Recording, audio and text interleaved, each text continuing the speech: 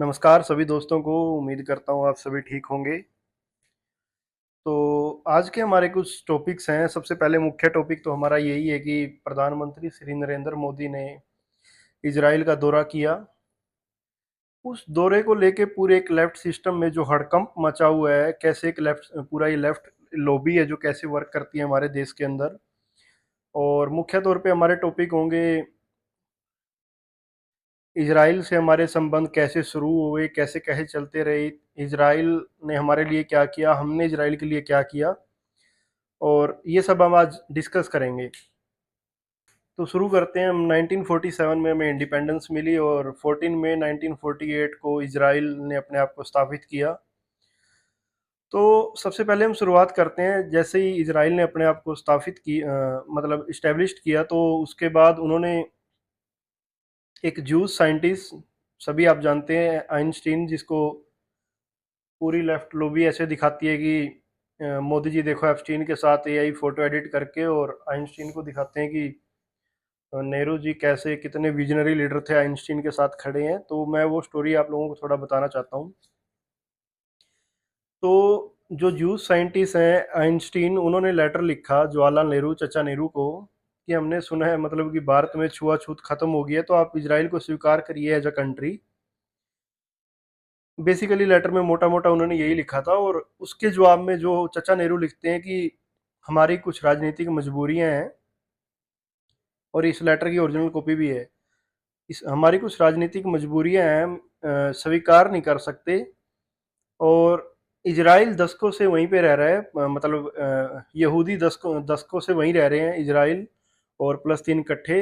और इजराइल यहूदियों ने पूरे उस एरिए की एक तरह से इतना ज़्यादा इंफ्रास्ट्रक्चर और इतना ज़्यादा मॉडर्न उस एरिया को बना दिया है, पर फिर भी यहूदी जो हैं वो मुस्लिम के दिलों में जगह नहीं बना पाए। तो आपकी आपको हम इसलिए एक्सेप्ट नहीं कर सकते एज अ कंट्री, क्योंकि हमारे यहाँ पे हमारे मुस्लिम नाराज हो जाएंगे अगर हम आपको एक्सेप्ट करेंगे। तो चचा नेहरू, आपने मुसलमानों को एक देश दे दिया पूरा, उसके बाद मुस्लिम यहाँ भी रख लिए, भारत का 90% पानी दे दिया, आज़ादी के बाद भी टुकड़े टुकड़ों में पता नहीं कितने हिस्से आपने पाकिस्तान को और चीन को और दिए। आपने बना ली जगह मुसलमानों के दिल में। अ, वंदे मातरम के आपने पहले 4 लाइनें कटवा दी।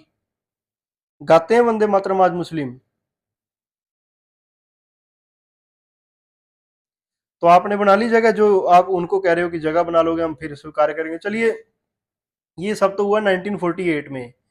उसके बाद टाइम बीतता गया। 1950 में फाइनली चचा नेहरू ने एक्सेप्ट कर लिया इजराइल एज अ कंट्री कहने को। उसके बाद 1953 में इजरायली कॉन्सुलेट खुल गया हमारे मुंबई में। बस वो खुल गया नाम का, ना तो वहाँ पे कुछ चीज़ें प्रोसीड हो रही थी, बस वो एक बिल्डिंग सी है, आप ये समझ सकते हो। और पूरा गांधी ने भी मना किया कि नहीं, हम एक्सेप्ट नहीं कर सकते ऐसे इजराइल को, जो राष्ट्रपिता है सो कॉल्ड इस देश के। और पहले ही किया, उसके बाद तो उन्हें निपटा ही दिया गया था। उस टाइम एक ही इंसान था जो इस पक्ष में था, जिसको ये माफी वीर कहते हैं, वीर सावरकर। वीर सावरकर को ये माफी वीर कहते हैं, पूरा लेफ्ट इकोसिस्टम। इनको शर्म आनी चाहिए। जिस इंसान को 4 आजीवन कारावास, ऐसे ही ऐसी जेल में उस इंसान को रखा जाता था, उस सालों का पता नहीं लगता था। नाखूने बढ़ा के वो सालों दीवारों पे लिखता था नाखून के साथ। और जिसको फ्रीडम फाइटर बताते हैं चचा नेहरू को, 12 दिन जेल में रहा था पंजाब में। उसमें भी गवर्नर को लेके ये महात्मा इसकी बेल करवाई थी 12 दिन में। 12 दिन में भी वहां पे सारी सुविधा होने के बावजूद, किताब लिखने की, पूरी खेलने की सुविधा होने के बावजूद, और एक इंसान जो काला पानी का व्यतीत कर रहा था, उसको ये बोलते हैं कि माफी वीर है। तो गवर्नर लेके किसने बेल करवाई थी भाई? चचा नेहरू ने क्यों बेल मांगी फिर? इतने बड़े योद्धा थे तो। चलो छोड़ो, इस टॉपिक में मैं आज ज्यादा जानना नहीं चाहता। इसराइल के इतिहास की हम बात कर रहे थे। तो 1953 में कॉन्सुलेट खुला मुंबई में, पर हुआ कुछ नहीं उसके बाद भी। तो हुआ इसलिए नहीं क्योंकि हमारे यहाँ के मुस्लिमों को नाराज नहीं करना था इसराइल को एक्सेप्ट करके। पहली बात तो हमें मुझे इंडियन मुस्लिम की समझ में नहीं आती कि इनके आंदोलन देखो आप, कि इन्होंने प्रोटेस्ट और देश में अहिंसा दंगे जो भी हिंसा दंगे जो भी देश में किए हैं वो किए किस लिए हैं। 1920 में इन्होंने किया कि तुर्की में खलीफा को बिठाओ। उसके बाद इन्होंने किया कि पाकिस्तान अलग से दो में। उसके बाद इन्होंने किया मुस्लिम आज़ादी के बाद इन्होंने किया मुस्लिम पर्सनल लॉ बोर्ड को लेके। उसके बाद इन्होंने किया ट्रिपल तलाक को लेके साबानो। उसके बाद इन्होंने किया हलाला को लेके। उसके बाद इन्होंने किया सीएए को लेके। उसके बाद इन्होंने किया एनआरसी को लेके। उसके बाद इन्होंने किया बाबरी मस्जिद को लेके। तो आज तक मुझे ये बता दो कि मुस्लिमों ने कौन सा प्रोटेस्ट किया है कि हमें हॉस्पिटल चाहिए, हमें हेल्थ एजुकेशन अच्छी चाहिए, हमें नौकरी चाहिए, हमें इंफ्रास्ट्रक्चर चाहिए, हमें रोड्स चाहिए ना। इनके देखो आप आंदोलन, मुस्लिम पर्सनल बोर्ड लेके एक अलग ही देश मांग रहे हैं बेसिकली। एक अलग देश मांग रहे हैं बेसिकली भाई, आजादी के बाद भी। अब देख लो पूरा इनका राणा यूब से लेके आरफा खानम तक कैसे इन्होंने गंद मचा रखा है सोशल मीडिया पे लेके उस देश को लेके, जिस देश ने हमारे लिए क्या किया है और किसके लिए उस देश ने हमारे लिए क्या किया है। मैं दोनों बातें बताता हूँ आपको। और ये बेसिकली इनको फिलिस्तीन से भी कोई मतलब नहीं है। आज ही एक गैंग पकड़ा गया है, मैं न्यूज पढ़ रहा था। 6 लोगों को गिरफ्तार किया है पुलिस ने, और केस है उनके ऊपर कि वो चंदा इकट्ठा कर रहे थे फिलिस्तीन के नाम पे और वो पैसे खा रहे थे आप। तो हम 1953 उसके बाद ये प्रोटेस्ट पे ओके 1962 में हमारा चाइना के साथ वॉर हुआ। हथियार वगैरह कुछ थे नहीं, टेक्नोलॉजी इतनी खास, एयरफोर्स थी वो चाचा नेहरू ने यूज नहीं करने दी। हमें हथियारों की जरूरत थी पर चाचा नेहरू मांगे किस मुंह से? इजराइल से। उस टाइम दुनिया में टेक्नोलॉजिकली अगर सुपीरियर, सबसे सुपीरियर कोई कंट्री है, अब जो मर्जी देख लो, फेसबुक, इंस्टाग्राम, मेटा, जो मर्जी बड़े से बड़े ब्रांड है, सबके ओनर ज्यूज हैं, इनडायरेक्टली या डायरेक्टली। सबसे ज्यादा पैसा ज्यूज के पास है, डायरेक्टली और इनडायरेक्टली, वो आप देख लो। चलो 1965 में अ, फिर लड़ाई हुई। उस टाइम लाल बहादुर शास्त्री ने हथियार मांगे इजराइल से और बोला क्या कि हथियार तो भेज दो पर जिस जहाज से भेजोगे उस जहाज पे बस इजराइल का झंडा ना हो। इजराइल कहता भाई क्या ये बकवास बात है, हम हथियार भी दें और आप इतना वो कर रहे हो। नहीं, कहता हमारे यहाँ के मुल्ला जी मियाँ जी नाराज हो जाएंगे, हथियार भेज दो और जिस भी जहाज से भेजो उस पे इसराइल का झंडा ना हो बस। चलो इसराइल पागल थोड़ी है देता, उन्होंने मना कर दिया, नहीं दिए हथियार। उस भी उसके बाद 1969 में इंदिरा गांधी ने वामपंथियों के साथ समझौता किया। उस समझौते में बेसिकली ये था कि वामपंथियों ने कहा कि हम आपकी सरकार नहीं गिरने देंगे पर बदले में आप हमारे लोगों को वीसी बना दो सभी यूनिवर्सिटी में। और वो बनाया और ऐसा वामपंथ हमारी यूनिवर्सिटियों में घुसा। आज देख लो आपके सामने जेएनयू से लेके और सारे एग्जाम्पल हैं। इंदिरा गांधी की तो भाई आपको ये स्टोरी भी देखो, 1974 में डेविस कप था जो, उसमें स्कोच की टीम हमारी इतनी अच्छी होती नहीं थी पर उस टाइम अच्छी थी। तो हुआ क्या, हम फाइनल में पहुंच गए। हमारे कुछ प्लेयर अच्छे थे जैसे रामनाथ, जयदीप मुखर्जी और प्रेमजीत लाल करके, और भी प्लेयर अच्छे थे। हम फाइनल में पहुंच गए डेविस कप के, पर जो फाइनल में अपोजिशन टीम थी वो इजराइल थी। इंदिरा गांधी ने फाइनल बॉयकॉट कर दिया कि जाओ तुम जीत गए, वैसे ही बिना खेले ही जीत गए, हम इजराइल के साथ नहीं खेलेंगे, अगर हम खेलेंगे तो हमारे यहाँ के मियाँ जी नाराज हो जाएंगे। ये इंदिरा गांधी ने किया था भाई, so called iron iron lady ने। उसके बाद चलो इंदिरा गांधी की हत्या होगी और फिर समझ में आया हमारे next PM probably Rajiv Gandhi को कि नहीं, ये सब इसराइल की ज़रूरत तो है। तो फिर उन्होंने 1986 में इसराइल की हेल्प ली।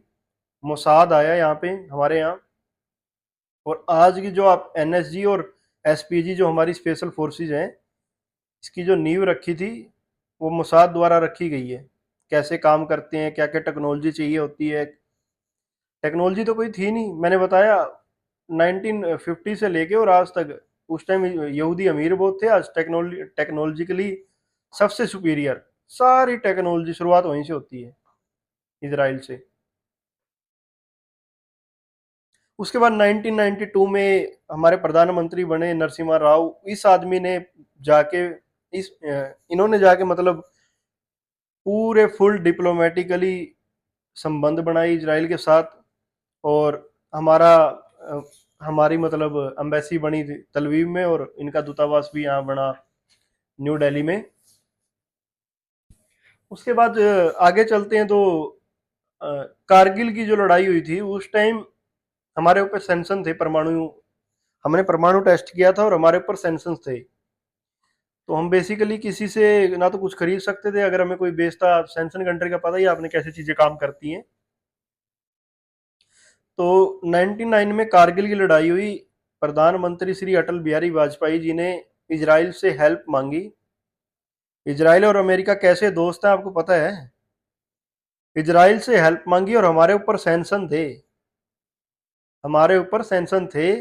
प्रधानमंत्री श्री अटल बिहारी वाजपेयी ने इजराइल से हेल्प मांगी और विद इन 24 आवर्स हेल्प पहुंच गई भाई। Within 24 hour. और उस हेल्प में आया क्या, लेजर गाइडेड वेपन। और उन लेजर गाइडेड वेपन ने क्या किया 99 की लड़ाई में, आप कोई भी वॉर बुक पढ़ लेना आपको पता चल जाएगा कि लेजर गाइडेड वेपन जो म्यूनिशन था उसने कितनी हेल्प की हमारे सोल्जर्स की। विद इन 24 आवर इसराइल ने पहुंचाया भाई। और हमारे ऊपर सैंक्शन थे। और आज ये लेफ्ट इको सिस्टम कहता है कि इनका विरोध करो, तो बेसिकली आप देश का विरोध कर रहे हो। किसके लिए? फिलिस्तीन के लिए। उसने क्या दिया हमें जो कहता है कि कश्मीर पाकिस्तान का है, उसके लिए।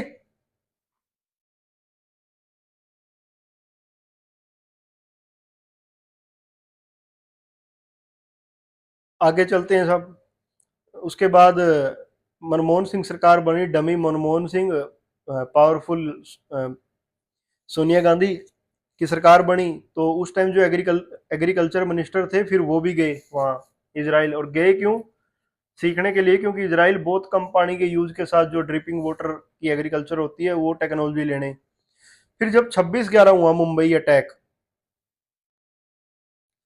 तो पी चिदम्बरम जाना चाहते थे इजराइल, पर वही इटालियन डांसर ने मना कर दिया कि नहीं, अगर जाओगे तो ये तो सरेआम हमारे यहाँ मियाँ जी वोट बैंक सारा ही गया, फिर तो खत्म।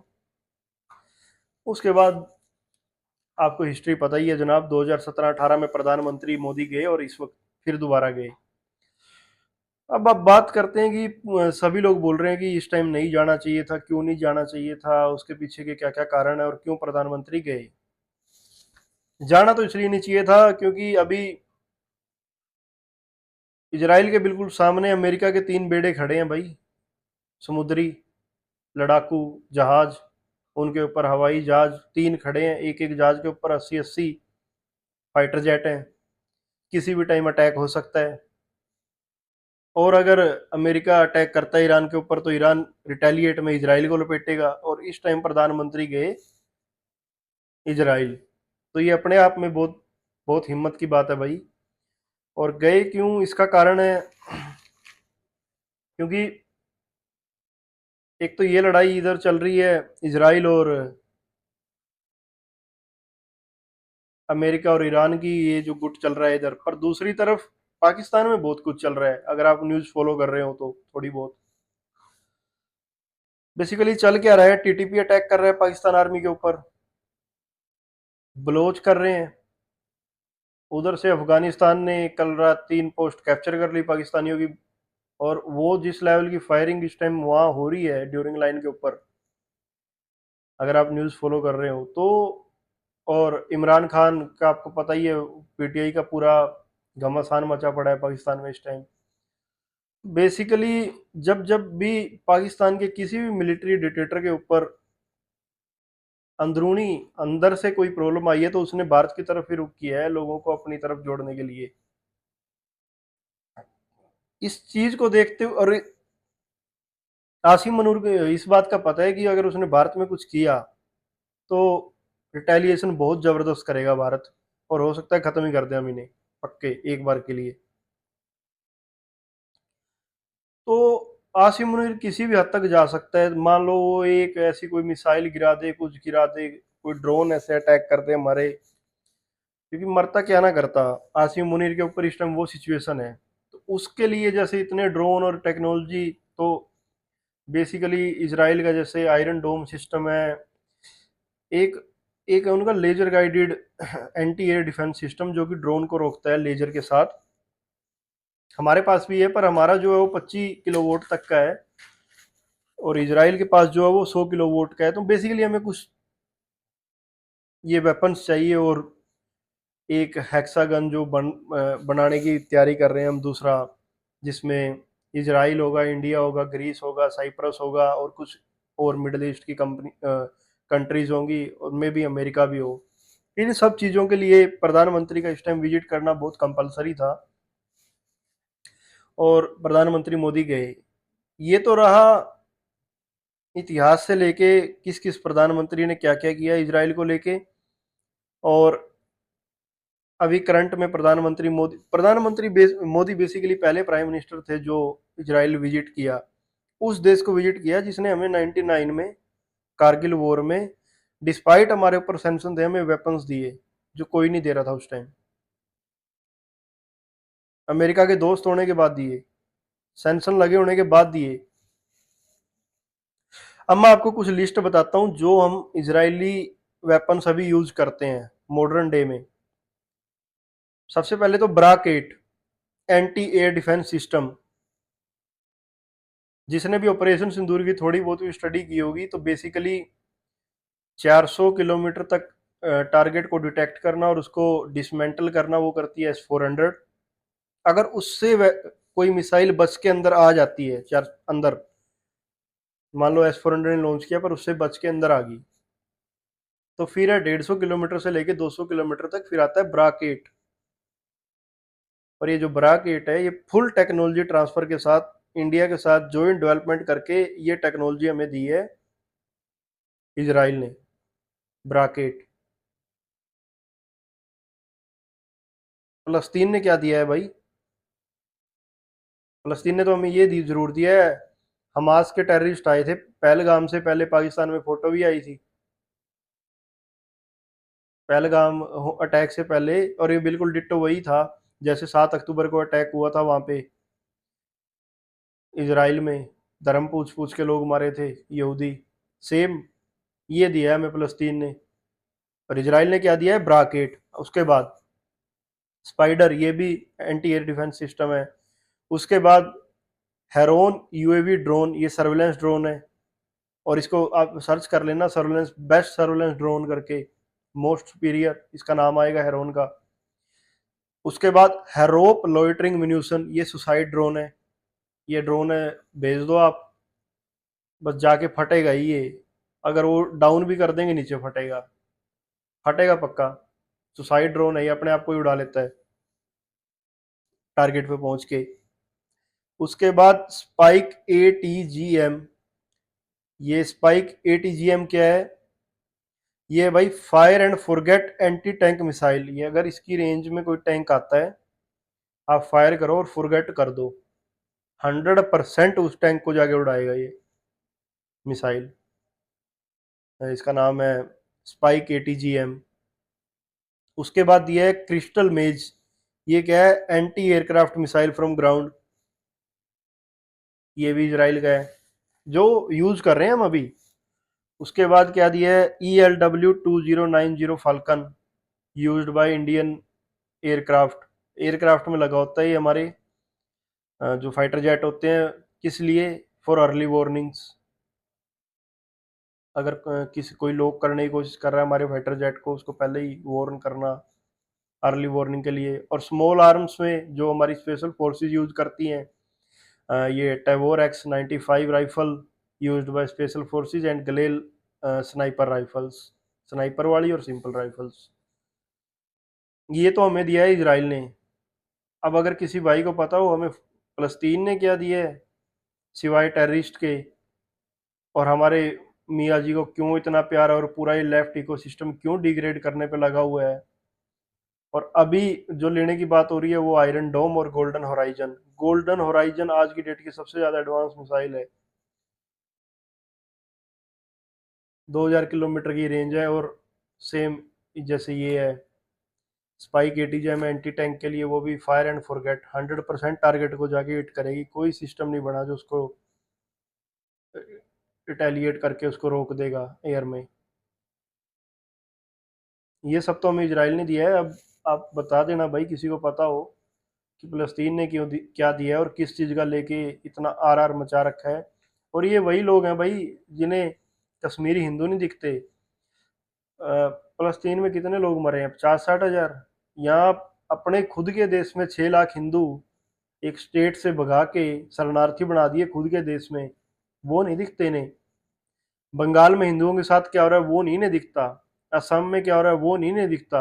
लव जिहाद का कितना बड़ा इशू है हमारे यहाँ पे, वो नहीं दिखता। बांग्लादेश में कैसे हिंदुओं को काटा जा रहा है वो नहीं दिखता। पाकिस्तान में 10% हिंदू थे, मुश्किल से आज 8 हज़ार रह गए हैं पॉइंटों में, वो नहीं इन्हें दिखता। इन्हें क्या दिखता है, वो सात समुद्र पार फ़लस्तीन जो कहता है कि कश्मीर भारत का नहीं है, जो हमास टेररिस्ट हैं पाकिस्तान के साथ मिलके पहलगाम किया, वो इन्हें दिखता है भाई। और इजराइल से दुश्मनी है। आप खुद डिसाइड कर लो अब ये देश के साथ है या देशद्रोही है जिसका ये विरोध कर रहे हैं इजराइल का। और दूसरी बात, प्रियंका गांधी ने ट्वीट किया कि मोदी जी आप इजराइल जा तो रहे हो, पर वहां आप मुद्दा उठाना फलस्तीन के लिए और जो वहां पे जेनोसाइड हो रहा है। अब मुझे बताओ, अब मुझे कोई बताए कि भारत में कोई किसी देश का प्रधानमंत्री या कोई लीडर आता है और वो आके कहे कि आपने जैसे मोहम्मद का परिवार उड़ा दिया ऑपरेशन सिंदूर में, हम उसके लिए चिंता व्यक्त करते हैं। आपको कैसा लगेगा? इजराइल हमास को मार रहा है या हिजबुल्लाह को मार रहा है वहां पे, अब वो शरण ले लेते हैं जैसे पाकिस्तानी शरण लेते हैं। इनका इतिहास ही है, कोई योद्धे थोड़ी हैं, सदा इन्होंने धोखे से लड़ा है। सिविलियंस का छुप जाते हैं तो कहीं तो जाके मारने हैं, उसमें सिविलियन कैजुअलिटी होती है। गलती किसकी है भाई? अगर हमें आके कोई कहे कि आपने ऑपरेशन सिंदूर में जैसे मोहम्मद के इनके क्या नाम है उसका, जो भी है उसके परिवार को उड़ा दिया, हम उसके लिए चिंता व्यक्त करते हैं, तो प्रियंका गांधी जी हमें कैसे लगेगा? पर आपको तो अच्छा लगेगा वैसे, और किसी का तो मुझे पता नहीं। चलो भाइयों, विचार करिए, ख्याल रखिए। जय हिंद, जय भारत।